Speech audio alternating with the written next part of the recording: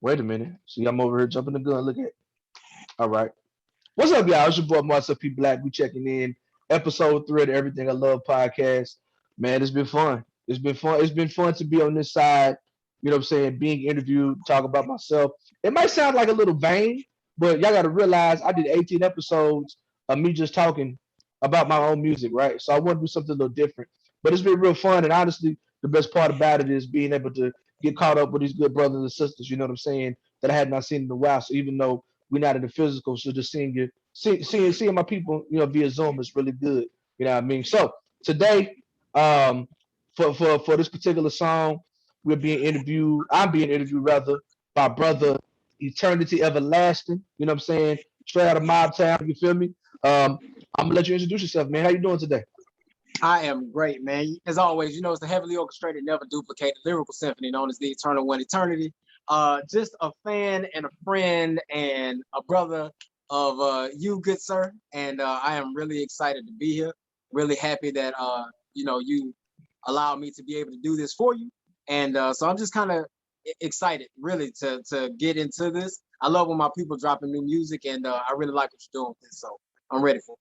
Thank you, man. I appreciate that, man. Like I said, it's good to see you as well, man. You already know, before I left Louisiana, man, before the pandemic, Mobile was one of my favorite places to come rock. You know what I'm saying? And Right. relationships with good brothers like you was one of the reasons. So, man, I really appreciate that. No, I appreciate you. 100%. All right, so let's get into the first record. The first record that we're gonna talk about is "Ain't Worth It," produced by Jay Philly, who is the executive producer of Everything I Love. And once again, we're being interviewed by brother Eterniti Everlasting. Brother, you can begin. All right, so when I played this record, this was really, really different from the Marcel P. Black that I know. And it showed me a different side of you. And I really, really appreciated that. And as a fan of love and lyrics and storytelling, I want to know what inspired you to write this record. Like, is it based off of a true story? It's based on a couple different true stories. Okay. Um, um, so one thing that I like to do on the road, especially with Marcus with me, you know what I mean? That's why I had to get him on the what's the name is post shows. We like to go what I call parlay. You know what I mean? Okay. And and so it's funny because like I'm a like touring artist and I perform in a lot of different states. I've probably been in strip clubs in about 13, 14 different states. You know what I mean? So like it's Okay. it's it's it's something that I like to do. Just like sometimes I would like before I really really started like before I really disciplined myself touring, I would go every night after a show. You know what I mean? Or it depends on where I'm at, right? So a place like Mobile, I come to Mobile a lot. You know what I'm saying? So Right. I'm kind of comfortable. So I would go to Cookies and Cream in Theodore, Okay. Yeah. or what's the joint? Is it the Lotus Room in Chickasaw? Oh, Club Lotus. That's in Pritchard.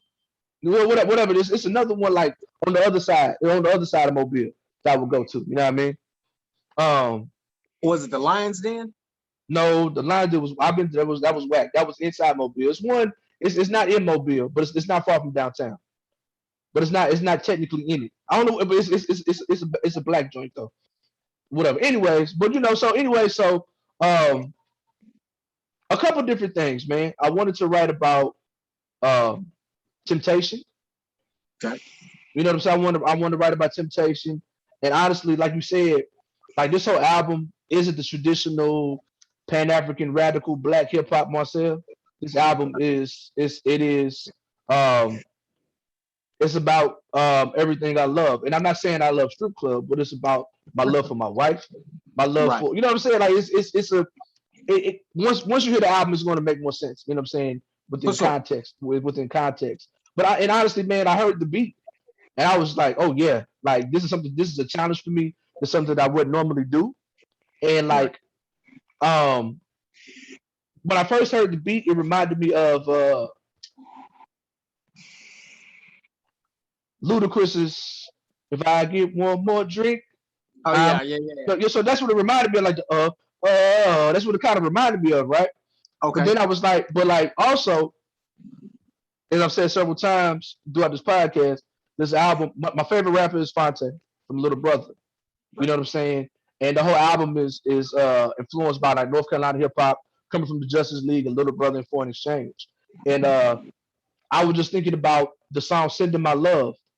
You know what I'm saying, by Fonte. You know what I'm Mm-hmm. saying? Where he kind of tells a similar story, whatever. And man, I just wanted to do something different. Like a lot of people don't realize that I like to, you know what I'm saying, enjoy gentlemen's clubs. You know what I'm saying? But Right. being a touring artist, like even as a, a large conscious rapper, I've definitely been approached by young ladies, you know what I'm saying, at the shows or places like that or whatever. So there are definitely parts of this story that like has happened or what have you. Okay. Um, and yeah, I'm trying not to say too much because my wife back here sleep. You feel me? And I want to make sure I I'm got able to sleep there too. But yeah, I mean, I ain't nothing ever happened. You know what I'm saying? I've always been able to successfully thwart temptation. But right. but yeah, yeah. No, I got you, man. So let me ask you this, and it's funny that you brought that up. As far as being a touring artist, that kind of goes into my next question. Mhm. Have you um run into the higher your notoriety has gotten? Has that increased these type of situations for you? Yeah, yeah. I mean, and you know what's funny about it? So like, so yes, after shows, definitely. And it's like I said, like I don't make like, I mean, my stuff is not female unfriendly, but I don't really necessarily make. I don't make songs for girls to twerk or dance to or whatever. But Right. you see, my shows are pretty serious, right? It's F Yes. Donald Trump, rhythm season rap over vocals, right? But Right. um, I think, and I hate to speak for women like this, but I do think that like I think they are maybe attracted to just a man standing on stage and looking powerful. You know what I mean? I think I dress pretty nice. I'm always wearing polo. You know what I'm saying? And I be black guy fresh. You know what I'm Right. saying? And then honestly, I'm just a real personable dude. You know what I'm saying? So I go speak to everybody, whatever, Fact. be friendly. You know what I'm saying? So I think, yeah, I think like the bigger the stage, you know what I'm saying? The more elevated you are, you know what I'm saying? That Right. definitely, you know what I'm saying? It's definitely happy. Then like you said, with the more you kind of your name kind of grows, now you're being promoted more. You might be doing a podcast or a radio interview before you get there. You might be song on the radio, and so Right. promoters are doing a good job making me seem a whole lot bigger. You know what I'm saying? And so it's like, I understand. yeah, 100%. So yeah, absolutely. So that's one half of it, right? And then on the other Okay. half of the situation, like if I go to a strip club, like because I'm a big dude or what have you, and I be dressed. I come Yeah, in, I come in. A lot of the sisters, they either think I sell dope or play football. I got you. Have no idea that I'm a Pan African Marxist. You know what I'm saying? And that's what I be rapping about. You feel me? Right. You know what I'm saying? I guess that I don't be having no type of, but I'll be having the money like that. You know what I mean? Right. But I could just say, literally, I could just say I'm a rapper, and I had a show uh at the Soul Kitchen. Right. Like, oh really? You know what I'm saying? Whatever. I remember one time I went to my favorite strip club. It's called the Palace. It's in Birmingham. You know what I'm Okay. saying? I love it. I love it. It's my favorite spot. And I go, and I've been there a couple times before, right? And Right. I walk in and I hear, "What's up? You black in the building? What's up?" I'm like, nah, it must be somebody else here. You know what I'm saying? Like, Right. I'm rapping to get shot out from the DJ booth at the strip club. I don't know what's going on here. Yo, Marcel, what's up, man? Come holler at me at the booth. I'm just like, what? So I start walking over to the booth, Right. and so it's a dude. He's actually from Mobile, but he went to Southern. I know him from Southern. He's actually from Bill. His name is Kendall Odom. I don't know if you know him. The name sound familiar. He's because he worked for the news station out here, so he used to like shoot music videos in Baton Rouge, but he went to Southern. Okay. But he's from Mobile, but I guess he was living in Birmingham at the time. And so he saw me walk in. You know what I'm saying? And so he should have never called me to the DJ booth. Right? They call me to the DJ booth, and after that, just walking around, they on me all night. Right. You know what I'm saying? So it's just it's weird, you know, and it's just it's cool. Like I of course I enjoy it, you know what I mean? Like, you know, it's I enjoy going because every city got different, you know, some of them got good wings, some of them got good burgers, some of them got real plates, you know what I mean? Right. Some got good drink specials, and then like different regions got different accents when they talking to you, different types of music, different vibes or whatever. So Right. it's just always fun to go to or whatever. But yeah, I've definitely seen like yeah. I've definitely seen an uptick in attention in some capacities. That's dope, man. I asked that because, as someone who knows you, Mhm, I would say personable. You know what I mean? Like, we chop it up when we can. mhm, Um, the one thing that I think really stands out to you, or really stands out about you, whenever you walk into a room because of your stature, you do command attention. So that's kind of what made me ask that question.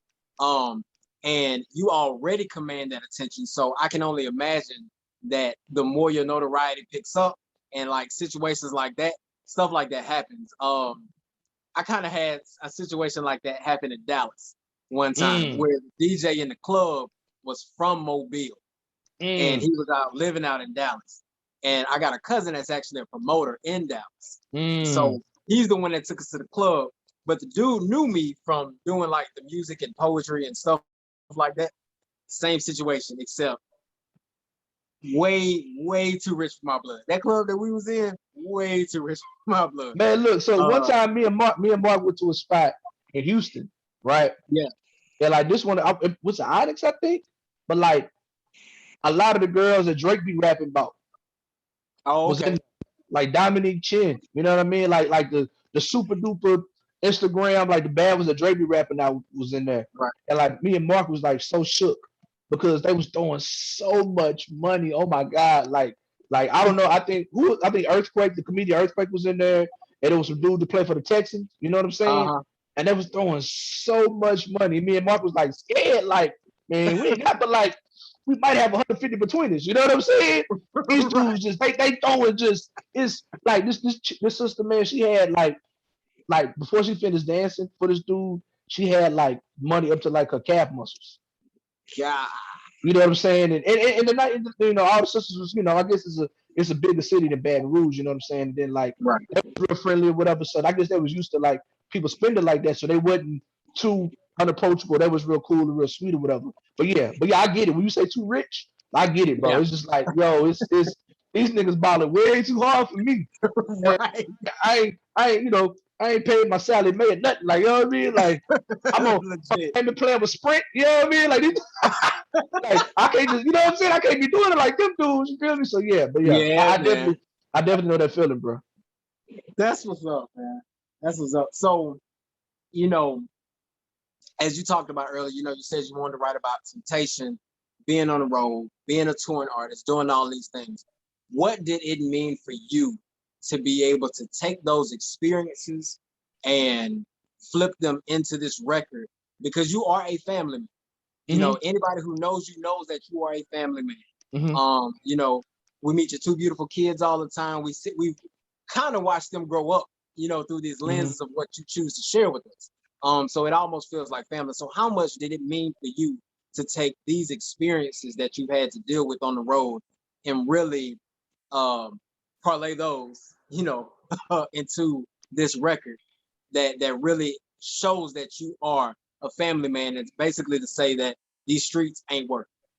Right. And, you know, and it's like for me, one, I want to do something that was fun.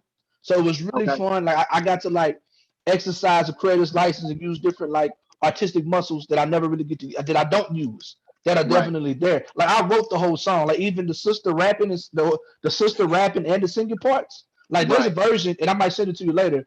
There's a version of me singing her parts and like rapping her parts. So Okay. I'm trying to do my I can't believe you don't remember. I'm trying to do my best like how Biggie used to do lay down reference tracks for Right. Lil Kim. You know what Yeah. I'm saying? And big shout out to that beast, man. She seems like an angel. Like I have another record on the album that we're going to talk about, you know, towards the end of this podcast, once we Okay. get through the end of the episodes.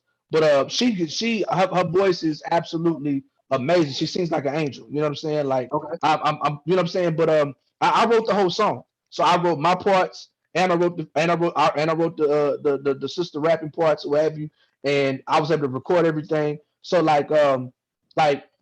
that's one part of it. I just had fun being creative. And in terms of being a family man, like my wife is too good to me, man. My wife is everything to me. She's too good to me. She trusts me completely and Yeah. unapologetically, and I will not violate that. And that's what I wanted to get across in this song, right? Like my worst nightmare is my children calling somebody else daddy,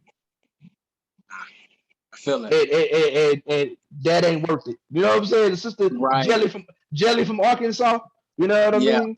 You know what I'm saying? She wouldn't work. It was funny. We talk about Mobile, so the time that a sister did, like one of the times I went to Cookies and Cream that's in Theodore, I went with my wife, Okay. and we actually shared a lap dance, and it was the best thing ever.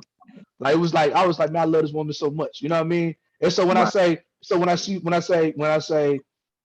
when the sister say, um, I danced for you and wifey in December before the pandemic. Like I'm speaking about a real time. You know what I'm saying? That's what's up. Now Jelly is a composite of different sisters I met. You know what I mean? She's a composite character in different situations. But yeah, so family's important to me. You know what I'm saying? Like it's everything. Like I was blessed to watch. I was blessed to watch my grandmother who loved and adored my grandmother. I was blessed, God bless her soul. I was blessed to watch my father who loved and adored my mother. You know what I'm saying? And so that's the only thing I know how to do. And I really respect the fact that my wife lets me be gone for sometimes a week or 2 weeks at a time on the road by myself. You know what I'm Right. saying? It don't never she not no jealous type. She don't be checking my phone, none of that type of stuff. And I honor that. And so I make sure there's nothing for her to check.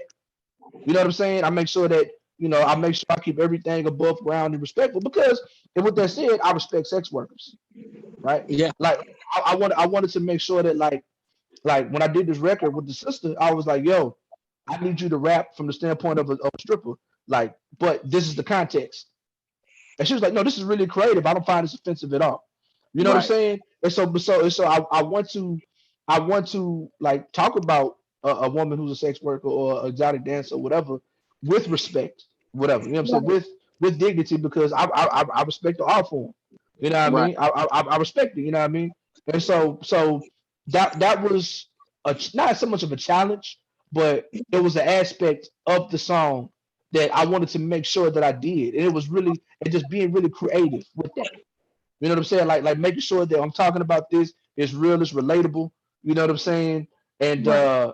but it's still respectful and tasteful. Like yes, I can make a song about a stripper that's really tasteful and respectful, and nobody's being disrespected. Everybody's being, you know what I'm saying, appropriate Right. as you can. You know what I mean?